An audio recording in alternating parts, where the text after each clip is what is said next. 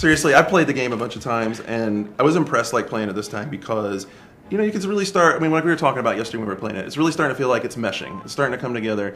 You talk about how you guys have really worked on the beginning part of it. Take me through a little bit of like what the thought process there was and how that relates to like where you're going with the Hellgate design.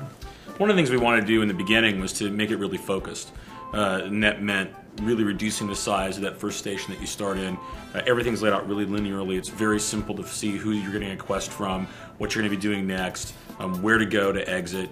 And that was really important because we found that when we had even a slightly larger station, people would kind of get lost and confused and run around and not sure where they were going. And by really refocusing how the very, very beginning gameplay works, it's made it very simple for people to get into and start experiencing the world and kind of getting their hands, you know, in the nuts and bolts of the gameplay.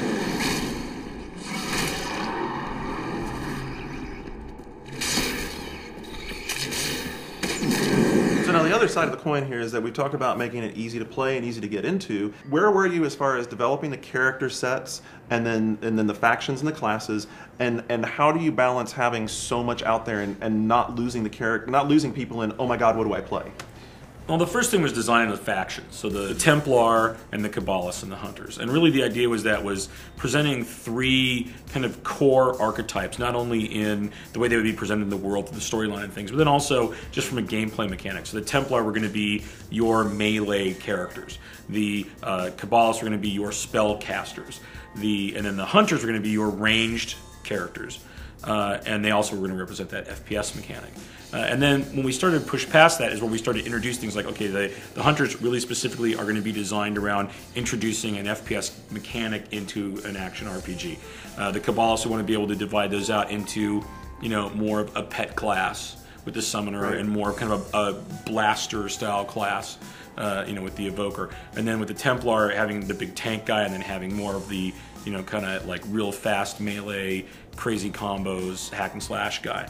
I think, you know, in terms of how we then delineate that out into classes is then looking at, we're taking the Templar, for example, how do we want the Guardians to be different than the Blade Masters? What's going to be fun for someone who wants to play that tank who's in the middle of combat, sword, shield, sucking up tons of damage, you know, drawing all the aggro, versus the guy who wants to dash in, do some crazy maneuvers, kind of have a more intricate system in terms of how they're weaving their melee combat in and out, you know, kind of striking and moving a lot. And they really end up playing very different and being very complementary. And so as we go through and design each of the classes, you know, that really becomes the focus. What do I as a player want to get out of this style of character? Right. What's the degree of sophistication to build multiple good builds for one class?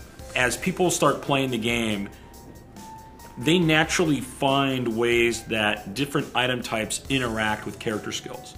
It's not like, oh, we planned where at level 42 you would get this skill and this type of item, and that would make this combination for this to occur. It just happens because players start experimenting with things. Your speed to get to, you know, a fairly high medium level like level 30 or 35 or 40-ish, you know, is much quicker than a lot of other games, because we don't anticipate that, like, oh, I'm going to be grinding on this one character for months and months and months and months and months. It's like, you know, I'm going to spend, you know, a couple of months on this guy, then I'm going to get him to a certain point, and I'm going to be like, oh, I should try that like this. Okay, I'm going to make another guy, and then try that like that. And then I'm going to use this skill and that skill, and there are combinations that we never thought of.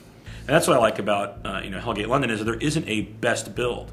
There's really effective builds in a broad spectrum, and players come up with more and more of their own builds as they find more ways to combine items and skills and spells.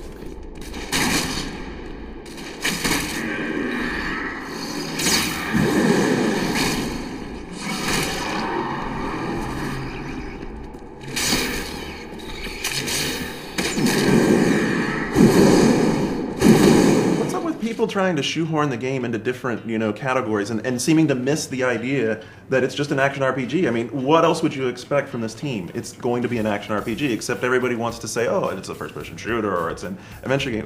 What's going on there? Why do you think that's happening? People like to have easy ways to describe things, and they want that 5-second marketing bullet. And I think when you start breaking outside of those boundaries and designing something that is outside the box, they still want to have a label for it, and it gets harder and harder to put a label on it. I remember we used to have religious arguments that would be occurring in the press and the fan base over Diablo 2 about, is this really an RPG or not?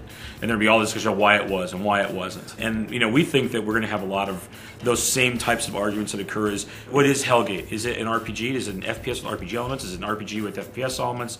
Does it and then there's the whole online scope of it as well. What is it? What is it online? Is it this? Is it that? And it's the kind of thing where we just want to make a fun game.